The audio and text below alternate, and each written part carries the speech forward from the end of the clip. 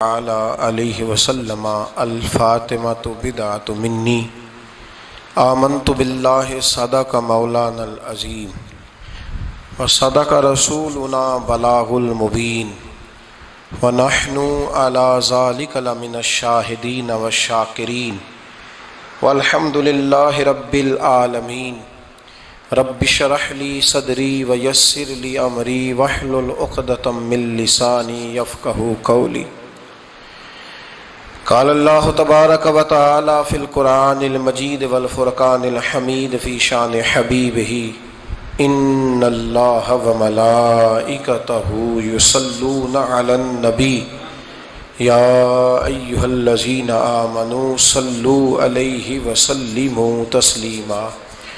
الصلاۃ والسلام علیک یا سیدی یا رسول اللہ وعلى آلك واصحابك يا سيدي يا حبيب الله۔ اللهم صل على سيدنا ومولانا محمد معدن الجود والکرم وآلہ وصحبہ وبارک وسلم۔ حمد و صلاۃ کے بعد رمضان المبارک کا آج پہلا جمعۃ المبارک ہے۔ دعا فرمائیں اللہ کریم اس ماہ مقدس کو امت مسلمہ کے لیے باعث رحمت فرمائے اور پوری دنیا کے مسلمانوں پر اللہ اس رمضان کے صدقے خاص رحمت فرمائے۔ پاکستان کی سڑکوں پر جو آئے دن خون بہتا ہے تو رب کریم اس وطن عزیز کو امن کی، رحمت کی اور کرم کی ٹھنڈی چھاؤں نصیب فرمائے۔ رمضان المبارک کا پہلا جمعہ ہے اور 3 رمضان المبارک کو سیدہ کائنات، مخدوم کائنات، سیدۃ النساء اہل الجنہ حضرت جناب سیدہ فاطمہ زہرا رضی اللہ تعالی عنہا کا یوم وصال ہے، اور میرے نبی کریم علیہ الصلاۃ والسلام نے اپنی شہزادی سے بڑا پیار کیا۔ حضور نے اپنی اس بیٹی کی بڑی تربیت فرمائی ہے۔ نبی کریم علیہ السلام نے اس دور کے اندر کہ جب لوگ بیٹیاں دفن کر دیتے تھے، زندہ زمین میں گاڑ دیتے تھے، حضور نے بیٹی کی عزت کا، حرمت کا، حقوق کا نعرہ لگایا۔ تو پھر نعرہ صرف لوگوں کے لیے نہیں لگایا بلکہ نبی پاک نے لوگوں کو بیٹی سے پیار کر کے دکھایا۔ حضور نے کر کے دکھایا ہے کہ بیٹی سے پیار اس طرح ہوتا ہے۔ 2 چیزیں آج بھی بڑی ضروری ہیں۔ ایک تو جو پوری دنیا میں شور اٹھتا ہے عورتوں کے حقوق کا، تو یہ تعین بڑا ضروری ہے کہ یہ جذباتی بات نہیں، یہ بڑا سمجھنے والا ہے کہ کسی بھی عورت کو حقوق کا جو چارٹر میرے رسول پاک نے عطا فرمایا ہے وہ دنیا کا کوئی اور قانون دے سکتا ہی نہیں، اس لیے کہ لوگوں کے پاس نہ تو وہ خاص فضل موجود ہے جو اللہ نے اپنے حبیب کو عطا فرمایا ہے، اور نہ ان کا وحی کے ساتھ وہ رشتہ ہے کہ ان کو وہ دائمی احکامات مل سکیں۔ تو نبی کریم علیہ الصلاۃ والسلام نے ایک زبردست چارٹر دیا عورتوں کے حقوق کا، اور اس کے ساتھ ساتھ نبی پاک علیہ السلام نے ہمیں بتلایا، حضور کی سیرت ہمیں یہ درس دینے لگی کہ سارے مطالبے بیوی سے نہ کرو۔ ہم جب بھی کوئی ایسی حدیث سنتے ہیں نا جس میں عورت کے ذمے کچھ ڈیوٹیاں ہوتی ہیں تو فٹافٹ جا کے بیوی پہ اس کو فٹ کرتے ہیں اور کہتے ہیں کہ تو ایسی نہیں ہے، حالانکہ میں یہ بات سن کے آیا ہوں۔ تو میں اکثر کہا کرتا ہوں کہ یہ چیزیں بیوی کو بتائیں گے تو وہ تو پہلے ہی کہتی ہے کہ آپ مخالف ہیں، یہ تو چیز بیٹی کو بتانے والی ہے، یہ تو بہن کو بتانے والی ہے جو آپ کے منہ سے اثر جلدی قبول کرے گی۔ تو نبی کریم علیہ الصلاۃ والسلام نے بیٹی کی تربیت کی۔ ایک بات اپنے دل کی تختی پہ لکھ لینا، یاد رکھنا، جس گھر کے اندر عورت تربیت یافتہ ہوتی ہے نا وہ گھر جنت نظیر بن جاتا ہے۔ بس یہ شاید حرف آخر ہے، شروع میں بھی اور آخر میں بھی۔ اور جس گھر کے اندر عورت غیر تربیت یافتہ عورت پہنچ جائے وہ گھر بڑا ہی شاندار کیوں نہ ہو وہ کھنڈر ہوتا ہے، اس لیے کہ وہاں تربیت یافتہ عورت موجود ہے۔ بس یہ سمجھ لو۔ اور میں نے دکھتے ہوئے اور تڑپتے ہوئے لوگ دیکھے ہیں، اس لیے کچھ فیصلے ایسے ہو گئے کہ وہ بیچارے ساری صلاحیتوں، خوبیوں، تقوی اور پرہیزگاری کے باوجود چونکہ گھر کے اندر عورت تربیت یافتہ نہیں تھی تو وہ دنیا میں کوئی بڑا کام سارا انجام نہیں دے سکے. یہ گھر کی ملکہ ہوتی ہے نا عورت، گھر کو سینچنا ہے، آپ کے بچوں کی تربیت کرنی ہے، ایک لازمی جز ہے، اس کو سمجھ لیں. بچے باپ جتنا مرضی مشفق ہو، مہربان ہو، پر بچوں کی اٹیچمنٹ اپنی بولیے ماں کے ساتھ ہوتی ہے نا.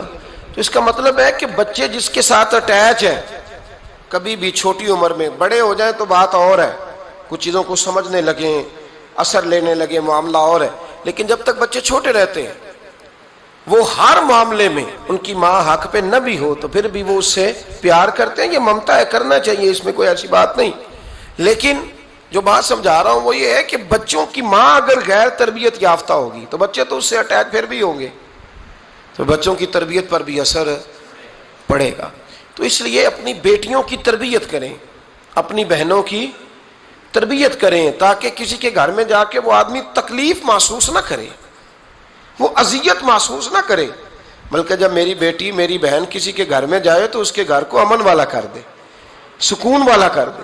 تو ہم تباہی ہے گھروں کی، میں نے بڑے بڑے سیانے لوگ تڑپتے دیکھیں، آپ یقین کریں، تڑپتے ہوئے، سسکتے ہوئے، بلاتے دیکھے ہیں، اس لیے کہ گھر کے اندر کا ماحول خوفناک ہو گیا، غیر تربیت یافتہ ماحول. اور کئی دفعہ ایسے معاملات ہوتے ہیں بعض لوگوں کے کہ جن کے لیے مشکل ہوتا ہے اس معاملے کو تبدیل کرنا. تو مہربانی فرمائے جمعۃ المبارک میں آج یہ نیت کریں کہ ہم بیٹیوں کی تربیت پر توجہ دیں گے، بیٹی کی تربیت کریں گے انشاءاللہ، توجہ دیں گے انشاءاللہ. اور تربیت کا مطلب ہمارے ہاں لوگوں نے سختی لے لیا ہے. آج جو میں بات کروں گا نا اس کے دونوں پہلو یاد رکھیے گا کہ تربیت کا معنی سختی نہیں. میرے رسول پاک علیہ السلام نے جناب فاطمہ الزہرا سے پیار بھی کھول کے کیا ہے اور تربیت بھی کھول کے فرمائی. ہم سمجھتے ہیں کہ تربیت جس نے کرنی ہے وہ ڈنڈا پکڑے رہے، پھر ہنسے نہ، مسکرائے نہ، ہر وقت ڈنڈا استعمال کرے گا تو تربیت ہوگی. دونوں باتیں غلط ہیں. تربیت بھی کرنی ہے اور پیار بھی کرنا ہے. حضرت فاطمہ الزہرا حضور علیہ السلام کی 7 اولادیں ہوئیں، 3 بیٹے اور 4 بیٹیاں، اور چاروں بیٹیوں میں سب سے چھوٹی ہیں جناب فاطمہ. نبی پاک کی 4 بیٹیاں ہیں، 4 بیٹیاں حضور کی. چونکہ پہلی 3 بڑی تھیں، جلدی شادیاں ہو گئیں، اپنے گھروں کو چلی گئیں. جناب فاطمہ سب سے چھوٹی تھیں، زیادہ وقت نبی پاک کے ساتھ رہیں، اور پھر شادی کے بعد بھی حضور کے بالکل قریب رہیں.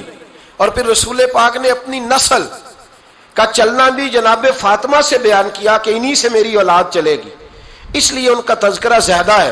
یہ ظلم نہ کیا جائے کہ حضور کی شہزادی ایک تھی، نبی پاک کی 4 بیٹیاں ہیں، بڑی بیٹی، دوسری بیٹی، تیسری بیٹی، ان کے بھی ہمیں نام یاد ہونے چاہیے. حضور کی ایک شہزادی کا نام جناب زینب ہے. حضرت فاطمہ نے بھی پھر اپنی ایک بیٹی کا نام زینب رکھا بہن کے نام پر. حضرت نبی کریم علیہ السلام کی ایک صاحبزادی کا نام رقیہ ہے. حضرت فاطمہ نے بھی اپنی ایک بیٹی کا نام رقیہ رکھا اپنی بہن کے نام پر. حضرت فاطمہ کی ایک بہن کا نام ام کلثوم ہے، حضور کی ایک بیٹی کا نام ام کلثوم ہے. تو جناب فاطمہ نے بھی اپنی ایک بیٹی کا نام ام کلثوم رکھا. حضرت فاطمہ کی بھی 6 اولادیں با اختلاف روایات بیان کی گئی ہیں. 3 بیٹے تھے اور 3 بیٹیاں تھیں. 3 بیٹے تھے، امام حسن، امام حسین اور امام محسن. امام محسن کا جلدی انتقال ہو گیا چھوٹی عمر میں، اس لیے زیادہ تذکرہ نہیں. باقی 2 شہزادیاں بھی ذرا جلدی رخصت ہو گئیں، جناب زینب موجود رہیں، کربلا تک گئیں، اس لیے ان کا تذکرہ زیادہ کتابوں میں ملتا ہے. حضرت فاطمہ سب سے چھوٹی تھی، نبی پاک کے ساتھ وقت گزارا. قرآن مجید نے اس گھر کی محبت ہم پر فرض قرار دے دی. لا اسألکم علیہ اجرا الا المودۃ فی القربى، فرمایا محبوب ان سے کہہ دو کہ میں تبلیغ پر تم سے کوئی اجر نہیں مانگتا، ہاں میرے اہل بیت سے پیار کرتے رہنا، میرے گھر والوں سے پیار کرتے رہنا. اور حضور نے فرمایا الفاطمہ تو بدعۃ منی، فرمایا فاطمہ میرے جگر کا ٹکڑا ہے، جس نے میری بیٹی فاطمہ سے پیار کیا اس نے مجھ سے پیار کیا. اور یہ بخاری مسلم ہے، مشکات ہے. فرمایا جس نے میری بیٹی سے بغض رکھا اس نے مجھ سے بغض رکھا. کل نمازیں پڑھے نا، بالغ ہونے سے لے کر کل نمازیں، بالغ ہونے سے لے کر کل نمازیں پڑھے. لو بڑی بات کرنے لگا ہوں، رمضان کا پہلا جمعہ ہے، بالغ ہونے سے لے کر کوئی نماز قضا نہ کرے، اور جب ہر سال بالغ ہونے کے بعد حج آئے تو حج بھی کرے، ہر سال رمضان آئے تو روزے بھی رکھے، ہر سال زکوٰۃ بھی دے، غریبوں کی مدد بھی کرے، میٹھا بھی بولے، خلوص بھی رکھے، رویے بھی ٹھیک رکھے، پر نبی پاک کے اہل بیت سے پیار نہ کرے، تو ان ساری نیکیوں کے باوجود جب مرے گا تو بے ایمان مرے گا، بے ایمان مرے گا، بے ایمان۔ اور اگر اہل بیت نبوت کے ایمان پر مرے گا تو من مات علی حب آل محمدن مات شہیدا۔ حضور نے فرمایا، امام رازی نے حدیث لکھی ہے، فرمایا جو میرے گھر والوں سے محبت کرتا ہوا مر گیا وہ سادی موت نہیں مرا، اللہ نے اسے شہادت کا درجہ عطا فرمایا۔ تو سب سے پہلی بات یہ کہ حضرت فاطمہ سے، نبی پاک کے اہل بیت سے پیار کرنا یہ ایمان کا حصہ ہے، یہ ضروری ہے۔ ایک بات یہ ہے کہ ان سے محبت، اور دوسری بات یہ کہ کسی کی محبت جو ہوتی ہے نا، اس کا معنی یہ نہیں کہ آپ کو کسی سے پیار ہو گیا تو آپ اس کے دشمن تلاش کرنے شروع کر دیں، بلکہ جس سے محبت ہوتی ہے تو محب کا دل کرتا ہے کہ میرے محبوب سے ساری دنیا ہی پیار کرے۔ اب عجیب فلسفہ ہے نا لوگوں کا، اہل بیت سے پیار کرتے ہیں تو سب سے پہلے اہل بیت کے دشمن تلاش کرتے ہیں، اور سب سے پہلے اہل بیت کے دشمنوں پہ گفتگو کرتے ہیں۔ تو میں کہتا ہوں بڑے بیوقوف ہو، دشمن نہ تلاش کرو، غلام تلاش کرو، پیارے تلاش کرو ان کے، یہ غلط ہے تمہارا انداز فکر۔ تو جناب فاطمہ الزہرا سے حضور نے بڑی محبت کی۔ حضرت خدیجہ الکبریٰ رضی اللہ تعالی عنہ فرماتی ہیں کہ بڑا پیار کیا نبی پاک علیہ السلام نے حضرت فاطمہ سے، چھوٹی تھی نا۔ ادھر حضرت عائشہ صدیقہ کہتی ہیں کہ نبی پاک نے بڑی محبت فرمائی۔ مشکات میں حدیث ہے، کسی نے حضرت فاطمہ الزہرا حضرت عائشہ صدیقہ سے پوچھا، سچے باپ کی سچی بیٹی، صدیق کی بیٹی صدیقہ، کسی نے پوچھا کہ عائشہ حضور علیہ السلام کو سب سے زیادہ محبت کس سے تھی؟ تو حضرت عائشہ فرمانے لگی پوچھنے والی بات ہی کوئی نہیں، حضور سب سے زیادہ سیدہ فاطمہ سے پیار کرتے تھے۔ تو کہا پھر یہ بتائیں کہ مردوں میں حضور کو سب سے زیادہ پیار کس سے تھا؟ فرمایا یہ بھی پوچھنے والی کوئی بات نہیں، فاطمہ کے شوہر مولا علی سے۔ یہ حضرت عائشہ صدیقہ بیان کرتی ہیں ان کے شوہر سے۔ اب لوگ نا ترازو لے کے بیٹھے رہتے ہیں اور تولتے رہتے ہیں۔ پیر سید فیض الحسن شاہ صاحب آلو مہاروی رحمۃ اللہ علیہ، ان کے پاس بھی ایک بندہ چلا گیا تو اس نے کہا جی بتائیں حضرت عائشہ افضل ہے کہ حضرت فاطمہ؟ تو آپ فرمانے لگے تجھے یہ سوال ہی نہیں کرنا چاہیے تھا، اس لیے کہ تیرے اور میرے پاس کوئی ترازو موجود ہے۔ اس نے کہا جی نہیں آپ بتائیں، بتانا پڑے گا۔ آپ فرمانے لگے نہیں بتاتا، کہنے لگا نہیں بتائیں، فرمانے لگے چل میں ایک بات بتا دیتا ہوں، فیصلہ گھر جا کے کر لینا۔ اس نے کہا بتائیں۔ آپ فرمانے لگے کہ عائشہ بیٹی ہے ابو بکر صدیق کی اور فاطمہ بیٹی ہے نبی پاک کی۔ تو فرمانے لگے کہ ابو بکر کی جو بیٹی ہے نا وہ نبی پاک کی بیٹی سے افضل نہیں ہو سکتی۔ اور پھر فرمانے لگے کہ فاطمہ زوجہ ہے مولا علی کی اور عائشہ زوجہ ہے مصطفیٰ کریم کی۔ تو فرمانے لگے جو علی کی بیوی ہے وہ نبی کی بیوی سے افضل نہیں ہو سکتی۔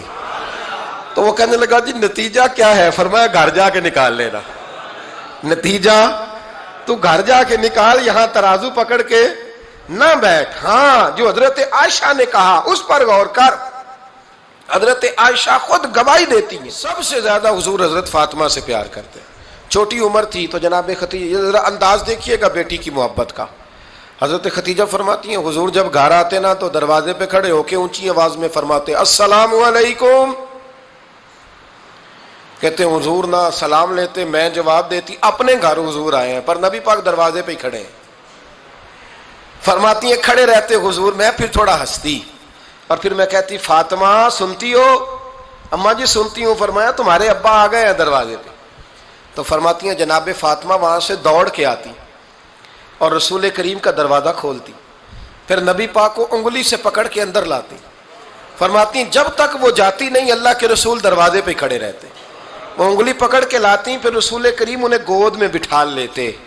فرماتے وہ چھوٹی چھوٹی باتیں پوچھتی اور حضور ان کے بڑے بڑے جواب دیتے۔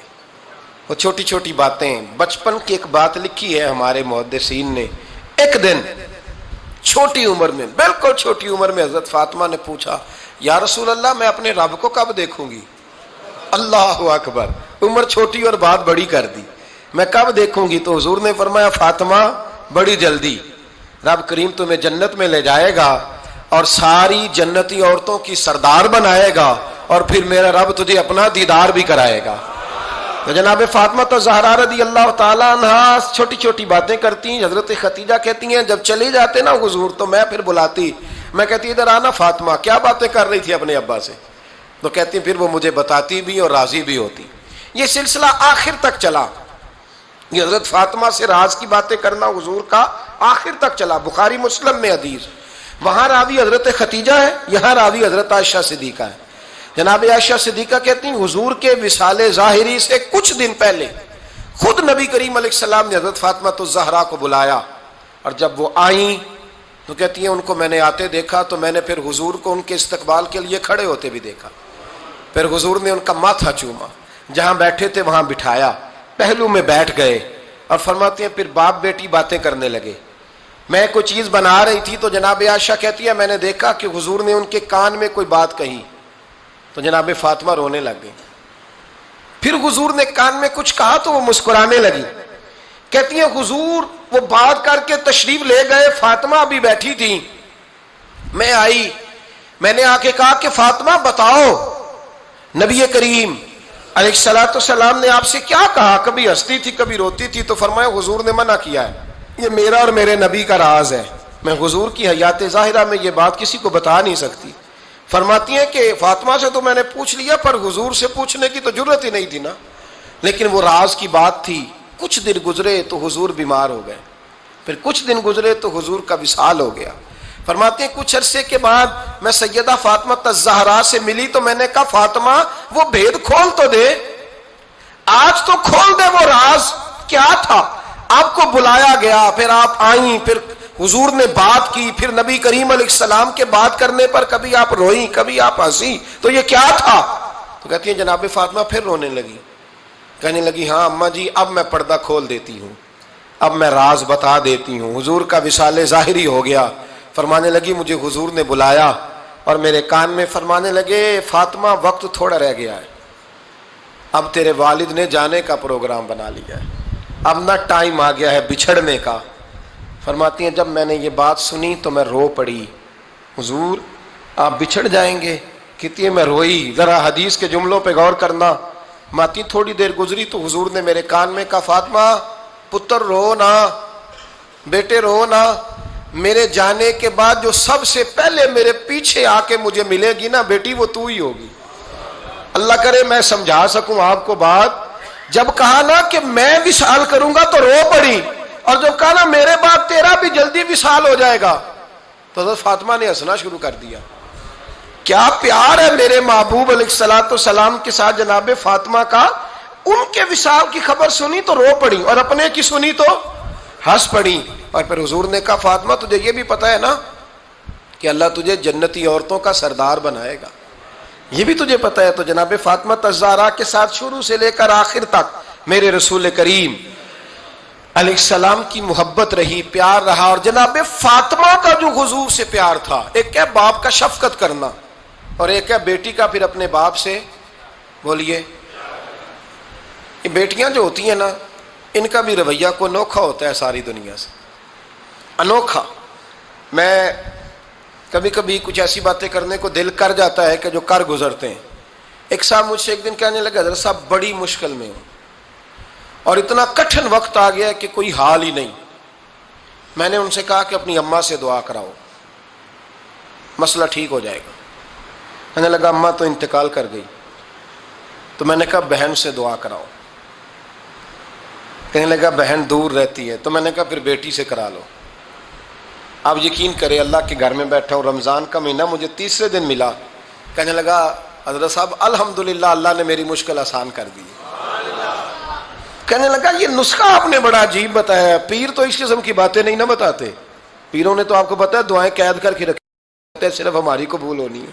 کہنے لگے آپ ان کا میرے ساتھ ارادت کا رشتہ ہے۔ کہنے لگے آپ کس طرح کے پیر ہیں کہ آپ نے مجھے پلٹ کے کہہ دیا کہ اماں سے، بہن سے، بیٹی سے۔ تو میں نے کہا اصل بات یہ ہے کہ میں کبھی تھکا بھی ہوتا ہوں، کبھی کسی رنگ میں بھی ہوتا ہوں، اور کئی دفعہ اب تو یہ حال ہو گیا ہے کہ رونا آئے بھی تو روتے نہیں کہ لوگ تماشا نہ سمجھیں۔ کئی دفعہ آنسو چھپانے بھی پڑتے ہیں کہ لوگ اس کو اداکاری اور فنکاری ہی نہ سمجھنے لگ جائیں. تو میں نے کہا یہ جو بیٹی ہوتی ہے نا، یہ جو بہن ہوتی ہے، یہ جو ماں ہوتی ہے، اس کو اشارتاً بھی آپ کان میں کہہ دینا مشکل میں ہوں تو یہ رات کو رو رو کے مصلی بھگو دیتی. یہ رو رو کے دعا مانگتی ہے بیٹے کے لیے، بھائی کے لیے، باپ کے لیے. اس کا رنگ ہر بیٹی پیار کرتی ہے. اور یقین کریں کہ کلیجہ ٹھنڈا ہو جاتا ہے جب بیٹیاں چھاتی پہ لیٹتی ہیں تو لطف آتا ہے کہ اللہ کریم نے اس ننھی سی کلی میں کیا ٹھنڈک رکھی ہے کہ سارے دل کا جو ہے بوجھ اس نے ہلکا کر دیا. تو بتائیے پھر میرے نبی پاک کی شہزادی کی حضور سے محبت کتنی ہوگی. چھوٹی سی عمر تھی حضرت فاطمہ کی جب حضرت ختیجہ وصال کر گئی. تو کسی نے کہا فاطمہ سب سے پہلے گھر سے کب نکلنا ہوا؟ تو بخاری مسلم میں حدیث ہے، اللہ کے نبی نا بیت اللہ شریف کے سامنے سجدے میں تھے تو ابو جہل کو شرارت سوجھی. شرارت. اس نے کچھ لوگوں سے کہا، عقبہ بن ابی معیط تھا، کچھ اور لوگ تھے، کہنے لگا میں ابھی رستے سے گزرا ہوں تو وہاں کسی نے اونٹ ذبح کیا ہے. تو اونٹ کی اوجڑی، آپ نے اوجڑی دیکھی ہے نا، جانور کی اوجڑی بڑی وزنی ہوتی ہے، اس میں گندگی ہوتی. اونٹ کی اوجڑی بڑی وزنی ہوتی تھی. کہنے لگا وہاں اونٹ کی اوجڑی پڑی ہے، وہ دیکھو نبی پاک معاذ اللہ سجدے میں ہے، تو معاذ اللہ ثم معاذ اللہ وہ اونٹ کی اوجڑی اٹھاؤ حضور کی گردن پہ رکھ دو.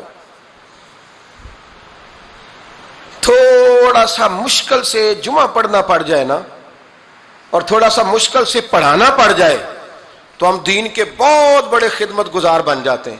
یہ دیکھو سجدے کتنی مشکل سے ہو رہے ہیں، یہ دیکھو سجدے کتنی مشکل سے ہو رہے ہیں، کتنی مشکل سے. حضور کے سر انور پر اوجڑی رکھ دی. یہ وہ وقت ہے کہ نہ تو چچا ابو طالب ہیں جو پہنچ جاتے، نہ جناب ختیجہ ہیں جو بندوبست کرتی.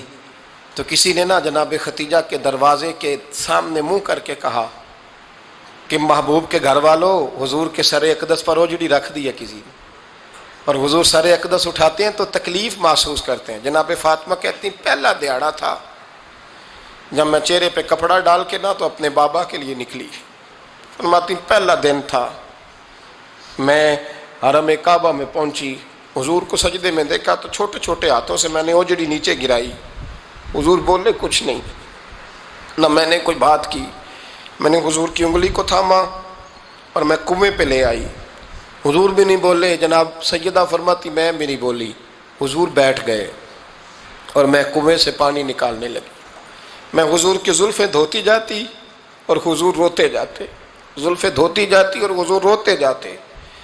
پھر حضرت فاطمہ نے جب حضور کی زلفیں دھو لیں تو ہاتھ اٹھائے، کہا اے اللہ جنہوں نے میرے بابا کو تکلیف دی ہے نا ان کو برباد کر دے.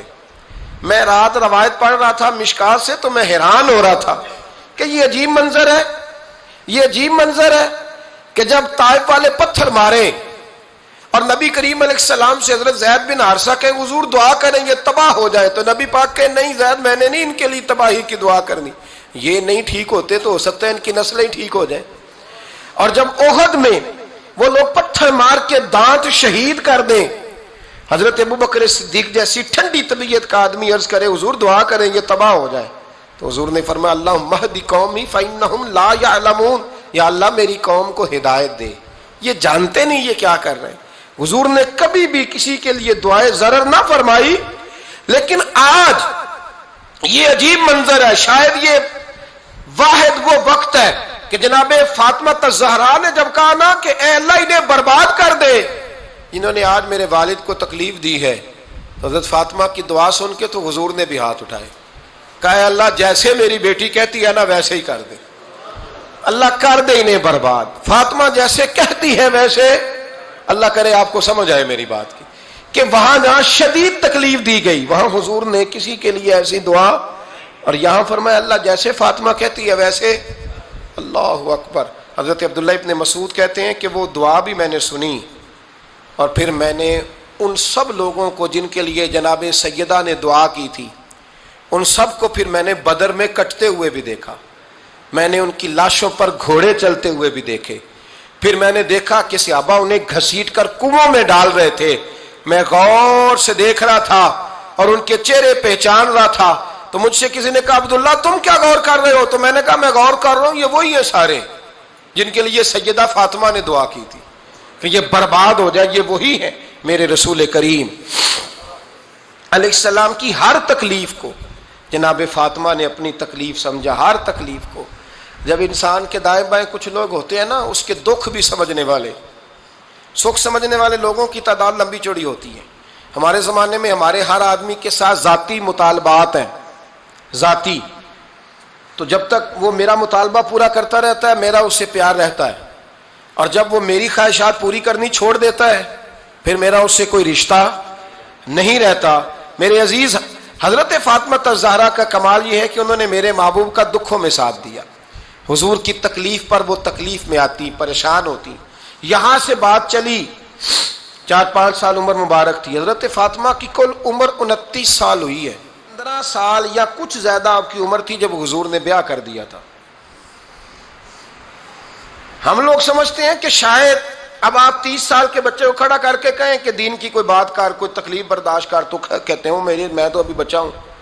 یعنی 29 سال کی عمر ہوئی ان کی۔ چلیں جس نے زیادہ لکھی ہے اس نے 32-33 لکھ دی ہوگی، 40 تک کوئی بندہ نہیں گیا، لیکن میں جس روایت پر زیادہ اعتماد کرتا ہوں ان راویوں نے 29 سال عمر حضرت فاطمہ کی، اور ڈھیر سارے محدثین نے لکھی۔ یارو حیرانگی کی بات ہے نا، اس 29 سال کی عمر میں انہوں نے حضور کا بھی کھول کے ساتھ دیا، مولا علی کا گھر بھی پورا آباد کیا، اپنے شہزادوں کی تربیت کر کے میدان کربلا بھی سارا سجا دیا، دنیا کا انقلاب برپا کر دیا۔ 29 سال کی عمر میں کام کرنا ہو تو سال تھوڑے بھی بڑے ہوتے، اور نہ کرنا ہو تو پھر تو 80 سال کے بچے بھی میں نے دیکھے ہیں۔ بزرگ مجھ سے ناراض نہ ہو جائیں، اللہ مجھے بے ادبی سے بچائے، میں صحیح کہہ رہا ہوں، میں نے 80 سال کے بچے بھی۔ آپ نے بڑے تب ہونا ہے جب آپ نے نفسیاتی طور پہ بڑے ہونا ہے، لیکن آپ کی عمر ہو گئی ہو 70 سال، لیکن تصویروں کی خواہش ابھی بھی نہ جاتی ہو، ابھی بھی پروگرام بنتا ہو کہ کوئی بندہ مل جائے تو بریانی کھانے جائیں لاہور، ابھی بھی آپ اس سے نکلے نہ ہوں، اس کیفیت سے ذوق شوق ابھی وہی ہو۔ اس کا مطلب یہ ہے کہ قد بڑا ہوا، عمر بڑی ہوئی، لیکن ذہنی اور نفسیاتی طور پر وہ پختگی نہیں آئی جس کی ضرورت تھی۔ ہمیں ذہنی طور پر پختہ ہونا چاہیے۔ میری بات پر توجہ کریں گے آپ حضرات اور غور کریں گے، نبی کریم علیہ السلام کی تکلیفوں میں انہوں نے ساتھ دیا۔ ایک تو یہ اوجڑی اتاری تو پھر یہ وقت بیتتا گیا۔ ایک حدیث کے راوی مولا علی شیر خدا ہے، امام صاحب بھی نے لکھی ہے، نبی پاک نے نا دین کے لیے بڑی مشقت کی، جد و جہد کی۔ حضرت فاطمہ چھوٹی عمر سے دیکھتی آ رہی تھی حضور کو کام کرتے۔ حضور کی عادت مبارکہ تھی جب سفر پہ تشریف لے جاتے تھے تو سب سے آخر میں سیدہ فاطمہ کے گھر جاتے، واپس آتے تو سب سے پہلے سیدہ فاطمہ کے گھر جاتے۔ مولا علی کہتے ہیں ایک دن میں نے عجیب نظارہ دیکھا، نبی کریم علیہ السلام سفر سے واپس آنے والے تھے، میں نے حضرت فاطمہ کو اطلاع دی کہ حضور آج پہنچ جائیں گے، تو انہوں نے گھر سارا صاف کیا، سجایا سوارا، کھانا پکایا، لیکن فرماتی ہیں جیسے ہی حضور اندر داخل ہوئے نا گھر کے، جناب فاطمہ نے حضور کا چہرہ دیکھا تو ہاتھ پکڑ کے چومنے لگی، اور کہتے ہیں جب انہوں نے سر اٹھایا تو ان کا چہرہ سارا آنسوؤں سے بھرا ہوا تھا۔ رسول کریم نے بیٹی کے سر پہ ہاتھ رکھا، بٹھا لیا، فرمایا فاطمہ بیٹے رونے والی تو بات کوئی نہیں تھی، کیوں رو پڑی ہو؟ تو عرض کرنے لگی محبوبہ میں بچپن سے دیکھ رہی ہوں، محنت کرتے، جد و جہد کرتے، مشقت کرتے، یا رسول اللہ آج آپ آئے ہیں تو آپ کے چہرے پر تھکاوٹ کے آثار ہیں، حضور وجود تھکا ہوا ہے۔ یا رسول اللہ میں نے ساری زندگی آپ کو کام کرتے دیکھا ہے، مدینے والے حبیب مجھے بتا تو صحیح کام کب تک کرنا ہے؟ کوئی وقت آئے گا جب آپ کی کمر بھی بستر سے لگے، کوئی ٹائم آئے گا آپ گھر میں بیٹھیں من پسند غذائیں کھائیں، حضور کب تک یہ جد و جہد کرنی ہے، کب تک یہ کام ہوگا؟ جناب فاطمہ فرماتی ہیں حضور نے میرے آنسو پونچھے۔ مولا کائنات شیر خدا فرماتے ہیں نبی کریم علیہ السلام فرمانے لگے فاطمہ تیرے باپ کی ڈیوٹیاں بڑی زیادہ ہیں، جب تک دنیا کے آخری کونے تک دین نہیں پہنچ جاتا، اور جب تک اینٹیں اور پتھر بھی میرے دین کا پیغام سن نہیں لیتے، اتنی دیر تک تیرا باپ جد و جہد کرتا ہی رہے گا۔ یہ بڑا مشکل کام ہے، یہ دین کا سفر، یہ دین کی جد و جہد، یہ دین کی تھکاوٹ، آپ اپنی مرضی نہیں کر پاتے۔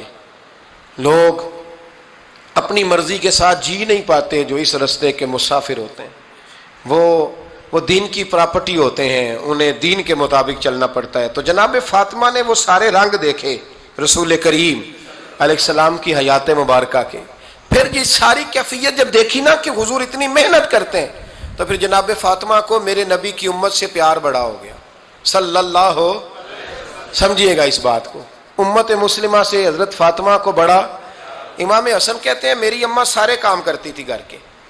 اب تو شہزادے ہیں نا ہمارے بچے، کام اور بچی، یعنی بچی میکے سے واپس آتی ہے تو سب سے بڑا دکھڑا یہ سناتی ہے کہ وہ کام بڑا کراتے ہیں.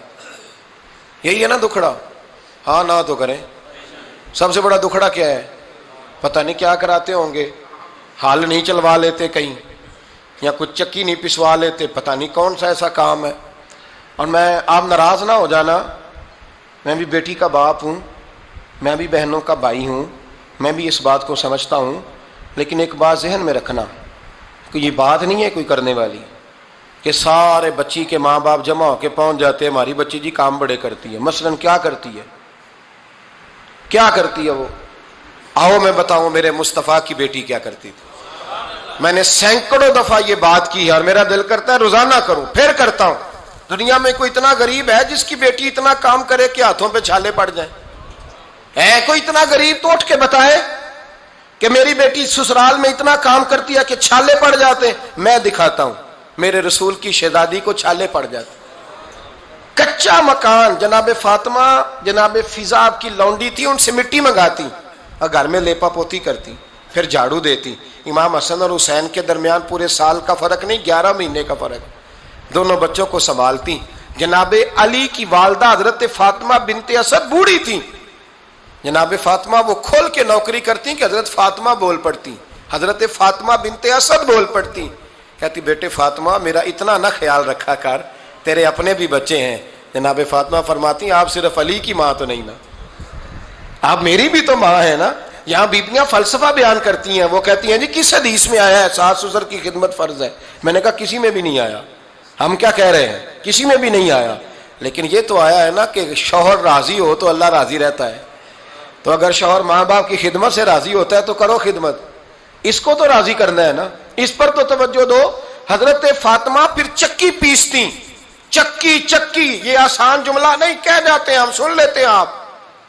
چکی پیس کر، جو پیس کر اس کا آٹا بنانا، پھر بچوں کے لیے کھانا پکانا. پھر ایک دن کہنے لگے علی آپ کی آمدن تھوڑی ہے، خرچے زیادہ، چرخہ نہیں لا دیتے؟ فاطمہ کیا کرو گی؟ فرمایا تھوڑا سا سود بنا لیا کروں گی، تم بیچ آیا کرنا. چلو میں تھوڑا ہاتھ بٹاؤں گی. یہ ساری ڈیوٹیاں کر کے حضرت حسن برواتے ہیں. پھر عزت والے رسول کی عزت والی بیٹی، پھر شانوں والے نبی کی شانوں والی بیٹی، پھر پاک محبوب کی پاک شہزادی، ساری ڈیوٹیاں کر کے رات کو مولا علی سے کہتی اگر آپ اجازت دیں تو اللہ کو راضی نہ کر لوں. حضرت علی فرماتے فاطمہ جیسے دل کرے. تو امام حسن کہتے ہیں پھر میری ماں مصلی بچھا لیتی، مصلی، اور پھر ساری رات وہ نماز پڑھتی، ساری رات. اور فرماتے ہیں جب سویرے ہاتھ اٹھاتی تو پہلی دعا یہ کرتی اے اللہ میرے رسول کی امت پہ رحم فرما، اے اللہ میرے رسول کی امت پہ رحم فرما. تو کہتے ہیں زمانے بیت گئے یہ دعا سنتے. تو ایک دن میں قریب گیا تو میں نے کہا امی حضور کوئی دعا میرے لیے بھی کر دیں، کوئی حسین کے لیے بھی کر دیں، کوئی زینب کے لیے بھی کر دیں. ساری دعائیں امت مصطفیٰ امت مصطفیٰ امت مصطفیٰ. کتنا بڑا جملہ ہے، کتنا بڑا. شیخ محقق نے لکھا ہے کتنا بڑا. جناب فاطمہ فرمانے لگی تیرے لیے بھی کرتی ہوں، حسین کے لیے بھی کرتی ہوں، زینب کے لیے بھی کرتی ہوں، سب کے لیے کرتی ہوں. پر بیٹا یاد رکھنا فاطمہ کی دعاؤں پر پہلا حق میرے رسول کی امت کا ہے. فاطمہ کی اصل میں بات بہت خوشی کی سنا دی میں نے آپ کو، لیکن آپ وہیں سست کے سست رہ گئے. یہ کسی عام آدمی کی دعا نہیں، پیر صاحب کی، درویش صاحب کی رٹی رٹائی دعا نہیں، یہ سیدہ فاطمہ کی دعا ہے. آپ کو اتنا بڑا خزانہ مل رہا ہے اور آپ سمجھے ہی نہیں بات کو. حضرت فاطمہ فرمانے لگی میری دعاؤں پر سب سے زیادہ حق میرے رسول کی امت کا ہے، تو میں یہ حق ہمیشہ ادا کرتی رہوں گی، میں انہیں دعائیں ہمیشہ دیتی رہوں گی. حضرت فاطمہ بڑا پیار کرتی ہیں. امام حسن کہتے ہیں کہ ایک پورا دن گزر گیا، کھانے کو کچھ نہ ملا. اگلی شام آ گئی تو چند روٹیاں کھانے میں ملیں. جوں لائے حضرت علی، جناب فاطمہ نے پیس کے روٹی پکائی. فرماتی ہیں سب کو کھانا کھلا دیا تو اپنی روٹی آپ نے رکھ لی. جب آپ کھانا کھانے لگی، کھانے پر ہاتھ ہی رکھا تھا کہ دروازے پر کسی نے صدا دی، تو کہتے ہیں بولنے والے کے لفظ بڑے عجیب تھے، جس نے صدا دی نا اس کے لفظ بڑے عجیب تھے، کہنے لگے اور رسول اللہ کی بیٹی میں 2 دن سے فاقے میں ہوں، تو مجھے پتا ہے اس گھر سے روٹی ضرور ملے گی۔ جناب فاطمہ نے نہ کھانا اٹھایا، امام حسن کو کہنے لگی بیٹے دے آ۔ جناب حسن کہتے ہیں مجھے بڑی تکلیف ہوئی، ہم سب کھانا کھا چکے تھے، مولا علی بھی کھا چکے تھے، صرف میری اماں نے نہیں کھایا تھا۔ ماں اور بیٹے کا پیار، اور پھر حسن حسین اور سیدہ کا پیار۔ فرماتے میں نے کہا اماں جی آدھی دے دیتے ہیں، آدھی آپ کھا لیں، پورا دن گزر گیا آپ فاقے سے ہیں۔ تو کہتے ہیں حضرت فاطمہ نے میرے سر پہ ہاتھ رکھا، پھر میرا ماتھا چوما، کہنے لگی بیٹا تو نے اس کی آواز نہیں نہ سنی جس نے صدا لگائی، اس نے نہ تو علی سے بات کی نہ تیرے ساتھ بات کی، اس نے تو کہا رسول اللہ کی بیٹی، تم نے صدا نہیں نہ سنی، اس کے لفظ کیا ہے، اس نے تو میرے ساتھ بات کی۔ اور پھر فرمایا بیٹے میں 1 دن سے فاقے میں ہوں، وہ 2 دن سے فاقے میں، میرا 1 دن گزارا اور ہو جائے گا امت کے ساتھ۔ ایک دن نا ایک نبی پاک کی بارگاہ میں شخص آیا، اس نے کلمہ پڑھا، قبیلہ بنو سلیم سے اس کا تعلق تھا۔ نبی کریم علیہ السلام نے اس سے اس کی مالی حالت پوچھی، تو عرض کرنے لگا یا رسول اللہ صلی اللہ علیہ وسلم میرے قبیلے میں 3000 لوگ ہیں اور سب سے غریب میں ہی ہوں۔ نبی کریم صلی اللہ تعالیٰ علیہ وسلم نے فرمایا اس کی مدد کرو بھائی۔ حضرت سعد بن عبادہ اٹھے تو انہوں نے نا اس کو کہا کہ میری اونٹنی باہر کھڑی ہے، تو یہاں سے اٹھ کے چل، میں اونٹنی تجھے دیتا ہوں۔ مولا علی شیر خدا اسی وقت اٹھے اور آپ نے اپنے سر سے امامہ شریف اتارا، فرمایا میں نے کل ہی خریدا ہے، یہ میں تمہیں تحفے میں دیتا ہوں۔ حضور نے نا حضرت سلمان فارسی کی ڈیوٹی لگائی، فرمایا اسے سواری بھی مل گئی، کپڑے بھی مل گئے، اس کے کھانے کا بندوبست کر، پتہ کر کس گھر میں کھانا ہے تو لا۔ حضرت سلمان فارسی کہتے ہیں میں گلی میں نکلا تو پہلی نظر میری سیدہ فاطمہ کے دروازے پہ پڑی، میں نے دستک دی، سیدہ فاطمہ اندر سے بولی کون ہے؟ میں نے کہا میں غلام سلمان فارسی۔ جناب فاطمہ تزارا سے میں نے عرض کی ایک بندہ آیا ہے، کلمہ پڑھا ہے، اور وہ کہتا ہے 3000 آدمی میرے قبیلے میں ہیں اور سب سے غریب میں ہوں۔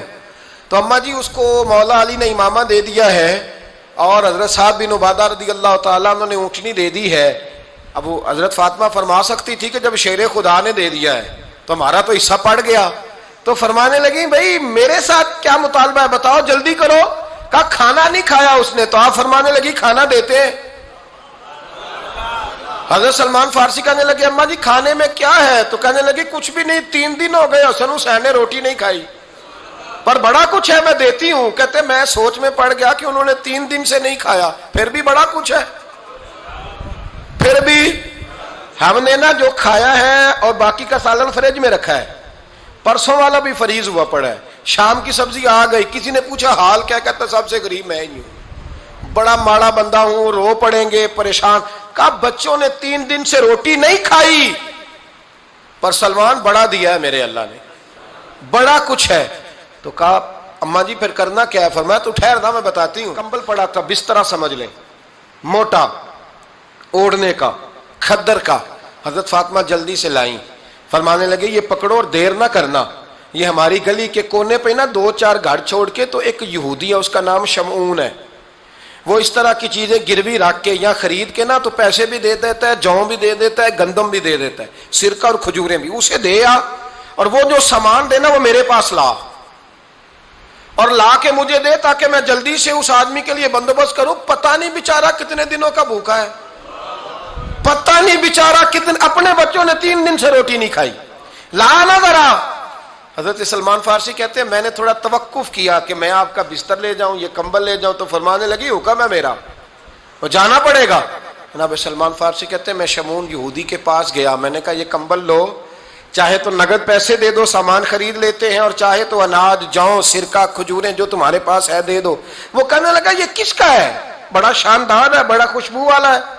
تو کہا یہ مولا علی کے گھر سے آیا ہے، پاک بی بی نے دیا ہے کہ اس کو گروی رکھ لو اور مہمان کے لیے کچھ دے دو۔ کہا مہمان کون سا؟ کہنے لگے حضور کے پاس آ کے ایک شخص نے کلمہ پڑھا ہے اور وہ مسلمان ہوا ہے اور وہ غریب ہے، اس کو روٹی دینی ہے۔ تو وہ شمعون یہودی کہنے لگا میں بھی تورات پڑھا کرتا تھا، تو آج ہی سویرے میں نے پڑھا ہے، آج ہی سویرے پڑھا ہے، ابھی پڑھا ہے، میں بڑی دیر سے حضور آئے تھے پر میری آنکھوں پہ پردہ ہی رہ گیا، مقدر سکندر کا دیکھو کہ پیاسے چلے جا رہے ہیں کنارے کنارے، میں پیاسا ہی مرنے لگا تھا، آج ہی میں نے پڑھا ہے کہ جو آخری امت آئے گی نا، اس امت میں جو رسول اللہ صلی اللہ علیہ وسلم کے قریبی ہوں گے، ان کا کمال یہ ہوگا کہ وہ اپنا پیٹ پر پتھر باندھ کے دوسروں کی مدد کیا کریں گے.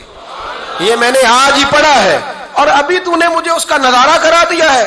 کہنے لگا یہ چادر بھی لے جا، جوں بھی لے جا، سرکہ بھی لے جا، آٹا بھی لے جا، کھانا بھی لے جا، اور اس طرح کر کے میرے پاس سے نقد بھی لے جا، اور جناب فاطمہ سے کہنا یہ سارا کچھ رکھ لے، اور انہیں کہنا کہ مجھے پتا ہے آپ قبول نہیں کریں گی پر قبول کر لے، وہ آپ کا کمبل آیا ہے تو میرا دل نرم ہو گیا ہے، میں یہ قربانی بھی دیتا ہوں اور آپ کے باپ کا کلمہ پڑھ کے مسلمان بھی ہوتا ہوں.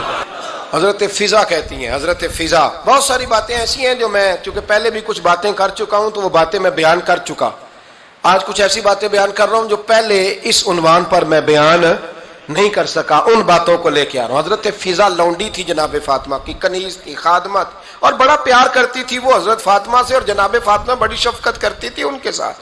جناب فضا کہتی ہیں ہمارے ساتھ ہی نا دو چار گھر چھوڑ کے ایک یہودی مسلمان ہوا تو اس کے رشتہ داروں نے رشتے توڑ دیے، ناطے توڑ دیے، سارا خاندان مسلمان ہو گیا، لوگوں نے ملنا گلنا چھوڑ دیا. فرماتے ہیں کہ اس کی بیوی فوت ہو گئی، تو میں نے حضرت فاطمہ کو خبر دی، تو پہلی خبر سنتے ہی خاتون جنت فرمانے لگی اس سے تو اس کے رشتہ داروں نے ناطا ہی توڑ دیا ہے. فضا جب پتہ کر کے کوئی غسل دینے والا ہے، اسے پتہ کر کوئی کفن دینے والا ہے، کہتے میں واپس آئی، میں نے کہا اماں جی کوئی بھی نہیں، اس کا شوہر تو پریشان بیٹھا ہے. کہنے لگی لا چادر پھر تو اور میں چلتی ہیں. میں نے کہا اماں جی آپ چلیں گی؟ فرمایا میں کیوں نہیں چلوں گی، میرے رسول اللہ کی امت ہے، یہ میرے کی امت ہے، میں چلوں گی. یہ مزاج، یہ شوق، یہ درد، یہ انداز. ایک بی بی آئی مسئلہ پوچھنے، اس نے کہا اماں جی 40 اونٹ ہے تو اللہ کے رستے میں کتنے دوں؟ تو حضرت فاطمہ فرمانے لگی اگر یہ سوال تجھ سے ہوتا تو جواب اور ہے، مجھ سے ہو تو جواب اور ہے. تو بی بی کہنے لگی اماں جی دونوں ہی بتا دیں. تو اماں فرمانے لگی اگر 40 اونٹ تیرے پاس ہو تو تو نے اس میں سے ایک دینا ہے، اور اگر 40 فاطمہ کے ہو تو فاطمہ نے سارے ہی اللہ کے رستے میں دینے ہیں. تیرے لیے حکم اور ہے اور میرے لیے بات اور ہے. تیرے پاس ہو تو 40 میں سے ایک دے دے، اور میرے پاس ہو تو میں 40 کے. اور ایک بات اگر نہ کروں تو موضوع مکمل نہیں ہوتا. میرے نبی کریم علیہ السلام نے ایک دن صحابہ سے پوچھا بتاؤ بہترین عورت کون سی ہوتی ہے؟ کون ہوتی ہے؟ آکسفورڈ کی پڑھی ہوئی جی، پنجاب یونیورسٹی جس نے ایم فل کا مقالہ لکھا ہو، پی ایچ ڈی ہو جس نے پی ایچ ڈی کی ہو نمل یونیورسٹی سے، ایک کراچی یونیورسٹی کی ڈگری ہولڈر ہو، کہ باہر سے ایم بی بی ایس کر کے آئی ہو. کون افضل ہوتی ہے؟ کہ یا جو اچھی گفتگو کرے، نماز پڑھے، عبادت کرے وہ افضل؟ کوئی تو ایسی وجہ ہوگی نا. صحابہ سے حضور نے سوال پوچھا تو صحابہ نے بھی مختلف جوابات دیے. کسی نے کہا حضور پنجگانہ نماز پڑھنے والی، فرمایا بات تمہاری ٹھیک ہے پر تم میری مراد کو نہیں پہنچے. ایک نے کہا یا رسول اللہ صلی اللہ علیہ وسلم پردہ کرنے والی، فرمایا بات تمہاری ٹھیک ہے پر تم میری مراد کو نہیں پہنچے. ایک نے کہا حضور با پردہ عورت، فرمایا بات تمہاری ٹھیک ہے پر تم میری مراد کو. حضرت علی کہتے ہیں بیٹھا میں بھی تھا بیچ، لیکن میں بھی مراد کو سمجھ نہیں پا رہا تھا، حالانکہ شہر علم کے دروازے کا نام مولا علی ہے. فرماتے ہیں اس وقت اللہ کی حکمت تھی کہ جواب کوئی اور دے. تو حضرت علی کہتے ہیں قد بھی میرا چھوٹا تھا، بیٹھا بھی میں پیچھے تھا، تو تھوڑی گردن اور جھکا کے نا تو میں نکل گیا اور فاطمہ کے حجرے میں پہنچ گیا. تو میں نے کہا فاطمہ حضور نے ایک سوال پوچھا ہے تو صحابہ جواب دے رہے ہیں پر حضور کہتے ہیں تم میری مراد کو نہیں پہنچے، ذرا جلدی سے جواب نہیں دیتی. تو خاتون جنت ہنس پڑی، فرمانے لگی میں جواب دوں؟ آپ کو بھی کہا ہاں دیں جواب کا. کیا؟ فرمانے لگے بتاؤ سب سے بہترین عورت دنیا کی کون سی، سب سے بہترین؟ تو جناب فاطمہ کہنے لگی سادہ سا جواب تھا، آپ لوگوں کو آیا کیوں نہیں؟ کہا چلو بتاؤ. جناب فاطمہ فرمانے لگی دنیا کی سب سے بہترین بی بی وہ ہے جس کو نہ کبھی غیر محرم نے دیکھا ہو، اور اگلے لفظوں پہ غور کرنا، نہ کبھی غیر محرم نے اسے دیکھا ہو اور نہ اس بی بی نے کبھی کو غیر محرم دیکھا ہو. یہ کوئی پردہ نہیں کہ بی بی کہتی ہے جناب میں تو چہرہ ڈھام کے نکلی تھی، باقی میں دکاندار سب سے بات چیت کر آئی، سب کے چہرے دیکھ آئی. حضرت فاطمہ نے بتایا کہ تیری آنکھوں کا بھی پردہ ہے.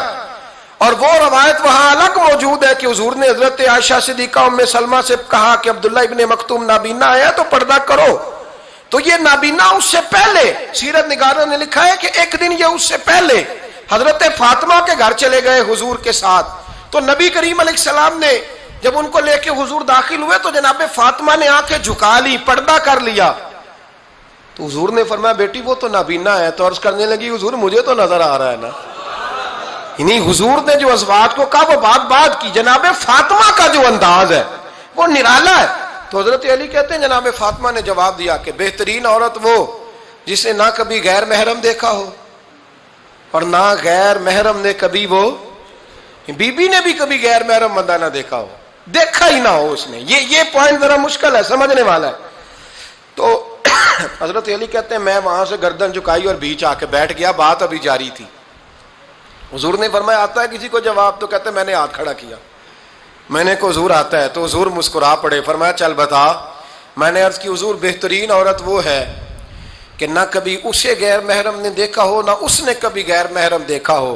تو حضرت علی کہتے ہیں شاباش, مجھے ملنی چاہیے تھی نا. حضور مسکرا پڑے, کہنے لگے میں نے تو پہلے ہی کہا ہے فاطمہ تو بدعت منی, فاطمہ میرے جگر کا ٹکڑا ہے, میں نے تو بڑا پہلے کہہ دیا ہے. تو کہتے ہیں صحابہ میری طرف دیکھنے لگے کہ یہ تو تعریف فاطمہ کی ہونے لگ گئی ہے. تو میں نے کہا کیا کریں, اس محبوب کو بتایا ہے جس کے لیے اللہ نے کوئی پردہ رکھا ہی نہیں, سارے پردے کھول دیے. حضرت فاطمہ کے وصال کا وقت آیا, انتقال کا. تو حضرت اسماء بنت امیس کو بلایا اور بلا کے فرمانے لگی تو مجھے غسل دینا اور سوائے میرے شوہر مولا علی کے کسی اور سے مدد بھی نہ لینا. اور فرمانے لگی میں نے حبشہ کے بارے میں سنا ہے کہ وہاں جب بیویوں کا جنازہ اٹھتا تھا تو وہ لوگ چارپائی کے اوپر یوں کر کے اس طرح کر کے لکڑیاں لگاتے تھے, نیچے باندھ لیتے تھے اور لکڑی میں لچک ہو تو اوپر جا کے پھر اس کو باندھ دیتے تھے تو پردہ بن جاتا تھا. فرمایا میں نے علی کو بتا دیا ہے, تمہیں بھی بتا رہی ہوں, جنازہ میرا رات کو اٹھانا اور لکڑیاں لگا کے نا تو اوپر پردہ کر لینا, میرے وجود پر پڑی ہوئی چادر پر بھی کسی کی نظر نہیں پڑنی چاہیے. رات کو جنازہ اٹھانا اور رات کو مجھے دفن کر دینا. مدینہ منورہ میں حضور کے وصال ظاہری کے 6 ماہ بعد جناب فاطمہ الزہرا کا جنازہ اٹھا. تو مسجد نبوی شریف سے ایک شخص اپنی داڑھی آنسوؤں سے بھگوتا ہوا نکلا. تو حضرت ابوبکر صدیق نے کھڑا کر کے پوچھا کہ وہ نبی پاک کے چچا عباس روتے کیوں ہو؟ حضرت عباس کہنے لگے پہلے حضور گئے تھے, اب نبی پاک کی تصویر بھی چلی گئی. کیا ہوا؟ کہ جناب فاطمہ کا وصال ہوا. پھر سے ایک دفعہ مدینے میں رات آئی, پھر سے شام ہوئی, پھر سے جنازہ اٹھا. شیر خدا علی المرتضیٰ رضی اللہ تعالیٰ عنہ نے, حضرت عباس نے, حضرت قسم بن عباس نے, حضرت عبداللہ ابن عباس نے تدفین سے فارغ ہوئے. ایک روایت ہے کہ حضرت عباس نے جنازہ پڑھایا اور ایک مستند روایت ہے کہ حضرت ابوبکر صدیق نے جنازہ پڑھایا. اور جب جنازہ پڑھا کر کے باہر نکلے تو حضرت علی شیر خدا کی آنکھوں میں آنسو تھے. اتنے کالی روتے کیوں ہو؟ ماننے لگے صرف فاطمہ نہیں گئی, مصطفیٰ کریم کی امت کے لیے دعائیں کرنے والا ایک بڑا ہاتھ رخصت ہوا ہے, ایک بڑا ہاتھ. جناب فاطمہ الزہرا نے 29 سال کی عمر مبارک گزاری.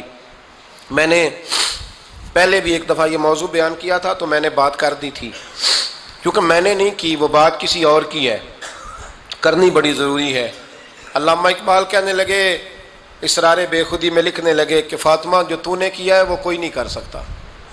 اقبال کہنے لگے فاطمہ جب تجھے دیکھتا ہوں نا تو تڑپ اٹھتا ہوں.